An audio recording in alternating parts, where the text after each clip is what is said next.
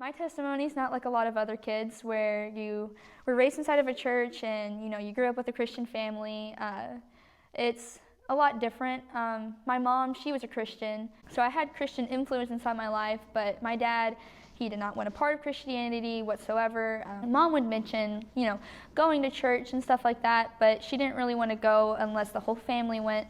So we kind of opted out for not going, and we were pretty much only going on holidays such as like Christmas and Easter, but like other than that, we would almost never go to church. I wasn't a very outgoing kid, despite what a lot of people might see of me today, because now I'm completely insane sometimes. Very outgoing now. I've definitely come out of my shell. All I ever wanted to do was just to fit in with some type of crowd. I decided to take quantity of friends over quality of friends, and that got me in with the completely wrong crowd. I remember getting into a group of girls where I was really good friends with them at the beginning of 6th grade. They were really fun to hang out with. They were, from what I thought, was really nice, but eventually they saw that I'm a nice person. I'm willing to do anything to keep them as my friends. They started taking advantage of that, and it eventually led me into getting hurt a lot by them. 7th grade into 8th grade, I've dealt with a lot of things, mentally, physically, just a lot of hardships and a lot of dark paths that I had to go down that made me resent God a lot more.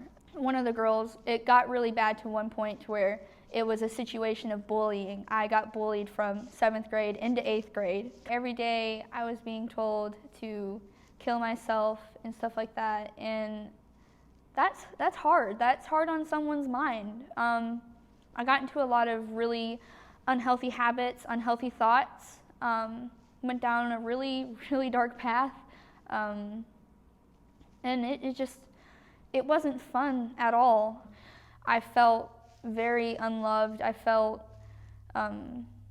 like I wasn't worth anything, that that there is only like one way out, and eventually it led me down a path of really dark things, and I got into self-harm, which is something I completely regret. Looking back on it, I can see that God tried to lead me through, because even though I wasn't saved, I wasn't paying attention to what He was trying to do or how He was trying to help me. But I do know God was there, because if He wasn't, I don't think I'd be here at all. That's tough. It's hard, but God draws close to the brokenhearted. That's something I keep with me all the time, and something that gets me through, to keep me pushing through. But like looking back on that, I put my identity in who my friends were. I didn't put my identity in something else, and at the time I wasn't a Christian, so I obviously didn't put my identity inside of Christ. But I struggled. I struggled a lot. I struggled throughout middle school, and I still, to this day, struggle.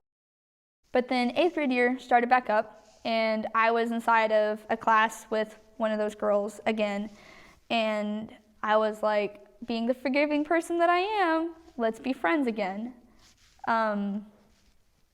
So we started hanging out a little bit more, and then it got to a point to where I was getting told to kill myself anymore, but it turned into body shaming. And that's something I've always struggled with. My weight definitely fluctuates a lot. I had a really unhealthy relationship with food.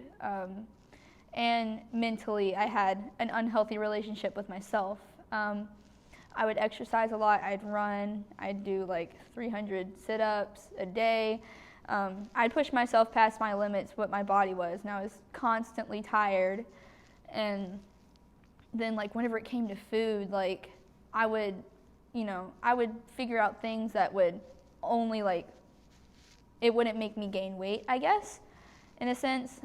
If it did, I'd cut it out of my diet. I would not eat it. I was constantly eating salads and almost salads only. So very unhealthy relationship with food.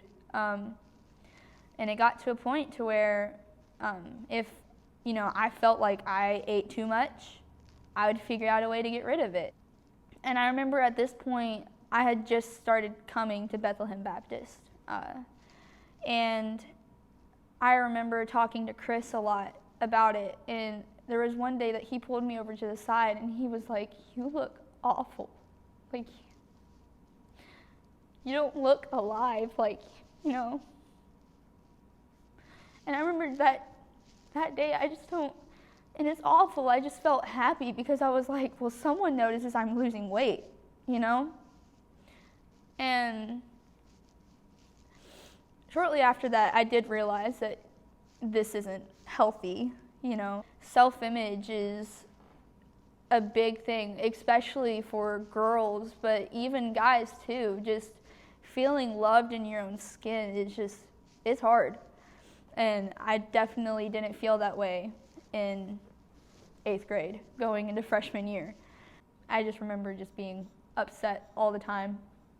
I treated Mom worse than I think I have ever done. She tried to help me and I just pushed her away. I ended up pushing a lot of people away. And back then, if Mom tried to get on my case about anything, I'd probably just I'd shut up and not talk to her, and I'd get mad. I'd get really mad. Now, but I'll sit here and I'll reason with her, and I felt like if there was a disconnection, I would, I'd sit down and talk to her about it. I don't just immediately just blow her off. I treat her with a lot of love because I love my mom, and I did back then. I loved her too, but I was very much in a state where my emotions were completely off the charts, and I would get angry easily. It was around June 4th-ish. June 4th is the day I was saved, but leading up to that. And I remember Chris, he would work with me all the time, and it was a constant going back and forth between each other. He gave me this, this imagery of so there's this guy, and he's walking across a tightrope, and he's going back and forth, he's doing cartwheels and everything like that, and then he gets a wheelbarrow, and he walks across with the wheelbarrow and makes it completely safe across. Then he fills it up with pineapples, and then he does it again with bricks, and then finally he puts an elephant in there or whatever, and then he walks up to you and he says, "Will you get inside the wheelbarrow?" And he asked me what I'd say, and I was like, I don't know. And he was like, "Well, what if it was Jesus? He's not going to fail you," stuff like that. But I just remember one day it all clicked, and I was like, yeah, if he totally asked me without hesitation, I'd be like, heck yeah, man, we're gonna do this. We're jumping inside the wheelbarrow. And I told Chris after church, and I walked up to him and I was like, "So I have a question for you." And he was like, "Okay." And I was like, "So would you hop inside the wheelbarrow with Jesus?" And he was like, "Yeah, no doubt about it." And he was like, "Well, what about you?" And I was like, "Yeah." And then he was like, "Oh, that's cool. Wait, what?" It was a really cool experience. Just that overwhelming feel of joy and just happiness and excitement for something new. It was immediately that day my life changed, and that is the best decision I've ever made, hands down. Not getting into band, not learning how to paint, not, oh, I found a new outfit. No, God, making that decision to put my faith in God completely and trust Him and, let Him lead my life the way He wants to lead it, not how I want to lead it, was the best decision I've ever made. Definitely life-changing. I just remember being so excited and filled with this joy and this excitement, and, it was like anything I did, I was on this spiritual high, and I really wanted to share the gospel with my dad, because when we do all go to heaven, I want him to be there too. He's my dad, I don't know why I'm getting emotional about that, because I know he's saved, but but eventually it was definitely not my doing, definitely not anybody else's doing. It's not one of the pastors, that got him to come to God, but So shortly after Dad, Gabby got saved. It's really cool to experience someone being saved up close and personal, let alone your own sister. It was pretty much like at that point, my whole life was complete. My whole family's saved. I get to spend the rest of eternity with them, with, all the people that I love and with God and stuff like that. It's special. It's special to see your sister, and it's special to see anybody get saved up close. It's something I hope everybody gets to experience. And July 30th, if I'm remembering correctly, sometimes I think it's the 31st, but we all got baptized together at Red River Creek. And that is something that I will always carry with myself, and something that's unique to our story together is that we all got baptized as a family. And that, I wouldn't trade that for the world ever. Getting to be, doing that with your family, with your dad and your sister, and having your mom cheering you on from the sideline, it's cool. It's something special. Freshman year, I was inside of a class. It was my world history class from Mr. Barnett. He asked if anybody was an artist or something like that. And I remember one of my friends raising my hand for me, and I was like, oh no, please don't, or whatever. And I was like, I was just saved. I was still on that high. And he was like, oh, okay, Kailee, come here. And I was like, okay. And he was like, I want you to pick someone on the wall. And his wall was lined with these cardboard characters that were historical and stuff like that. He goes, I want you to pick one on the wall, and I want you to paint it. Took one glance around the room, and I immediately saw Jesus. That's what I did. That was the first thing that I've ever done. I left my mark on the school, and I painted Jesus on the wall, where that's there to stay forever. So eventually I was an FCA leader, which started this year, and it opened up a lot of doors and opportunities. And it came to a point to where we did Fields of Faith, where I shared my testimony with a lot of people, maybe 300 people. And, that was, it's hard. It was hard. I mean, I'm doing it now. It's still hard. But it felt so good. And, and I had a lot of people walk up to me afterwards and be like, I struggle with the same things. And that's the reason why I like sharing my testimony to people, so that people who, were broken at one point know that it gets better, that, if you trust in God, He'll pick you up off your feet and He will help you. I help with the worship team that I sing every Sunday.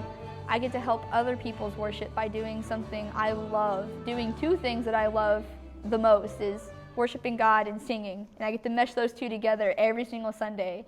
An idea that I hold on to a lot is Romans 8:18, is that all your worries and it's not quote for quote, but basically that, the pain you feel now cannot compare to the joy you feel in the end.